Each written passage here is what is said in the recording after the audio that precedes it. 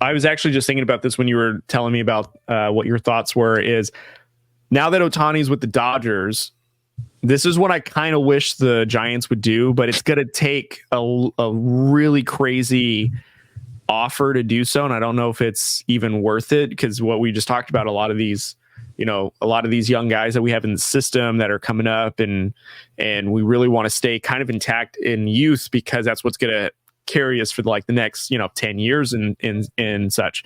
Is what happens if we can put together a package of some sort to maybe get Mike Trout onto the Giants? Now we have that guy that has that big bat. He's got that notoriety name where it can draw in fans. And then you have half the season, or almost the entire season, where you've got Mike Trout versus Ohtani, Giants and Dodgers. I think that would be phenomenal, but I don't know if the Giants have the pieces to make it happen. And I think Trout still has 5 years left on his 10-year deal, or whatever the number is, or however many years are left. But if I, just as a person who loves to have a rivalry within a rivalry, I think that would be fun if the Giants found some sort of way to get Mike Trout on the team, which I know it's not going to happen, but imagine Mike Trout and Ohtani when they see each other during those Dodgers and Giants games. Man, that would be so fun.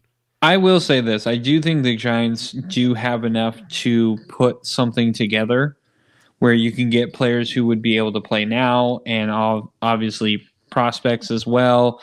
Probably some draft picks you'd have to throw in there as well. But and I think honestly too, cash consideration would actually be, because the Giants still have an abundance of cash that they could give out. And so I've been telling you this. So I do think that they have an ability to go after a guy of Mike Trout caliber. Right.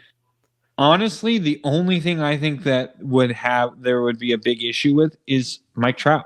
Mike Trout probably does not want to leave the Angels for the Giants. The Giants would have to sell him hard. But to be perfectly honest, the issue right now is Mike Trout is technically in the LA market. And you go to San Francisco, you're going to be the king of San Francisco. Absolutely. I mean, probably, especially at least in during baseball season, over Steph Curry. No doubt about it. During the baseball season. Yeah, during the baseball season. But all in all, I just don't think he would leave. I think he's comfortable. He wants to stay with the Angels. I think right now, yes, winning. I don't doubt that he doesn't want to win, but I don't think that's his major motivator.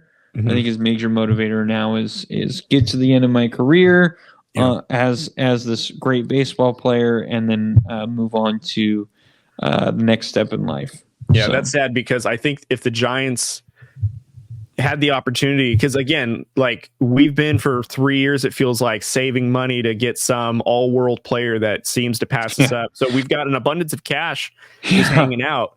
And yes, we do have prospects, and we'll probably end up flipping them in picks like you mentioned. But truthfully, if we found a way to acquire Mike Trout, and I get your analogy, during the baseball season, he'd probably be the most popular guy in San Francisco, outside or maybe in competition with Steph Curry, because Steph Curry is the Bay Area. There's no denying that. But Mike Trout for sure would be the best hitter or best baseball player that the Giants will have had since Barry Bonds. For the Giants market to even show that they are a marketable team for big name stars, and that we're serious, that's something that they should probably go after, because not only is it for the game itself, to be competitive, and also too for the marketing of it, that city of San Francisco needs something. Because in San Francisco, the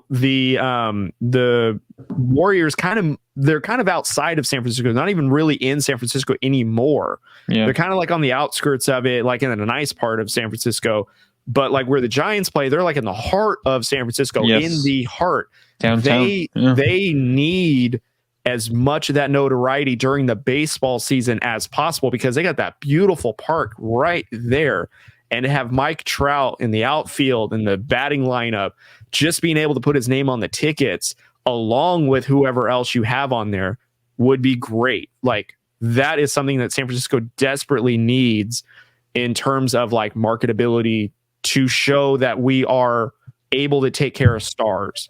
You know, it's great to have all these young prospects that you have in your farm system and then they become stars themselves, but it's another thing to actually like acquire a player Barry Bonds-esque to then come onto the team and to show others like, hey, we got a guy that you can play with. You know, it could help compete with the Dodgers, and also looks great when you have former teammates that are Hall of Famers by all metrics in an early career, and that they compete with each other like however many games out of the season. And half of those are like pitching and hitting duels, which are great. So anyways.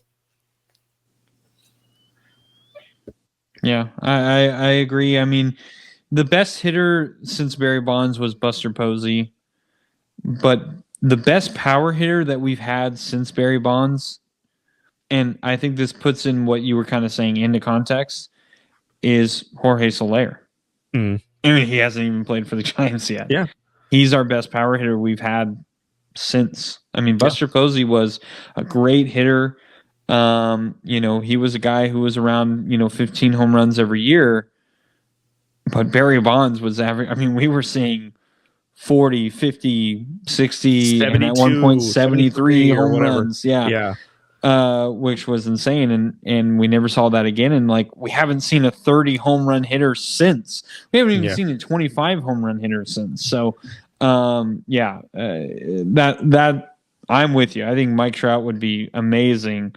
And I think Giants would absolutely open him with welcome arms, and the fans would just absolutely lose their shit over Mike Trout. But I know I would.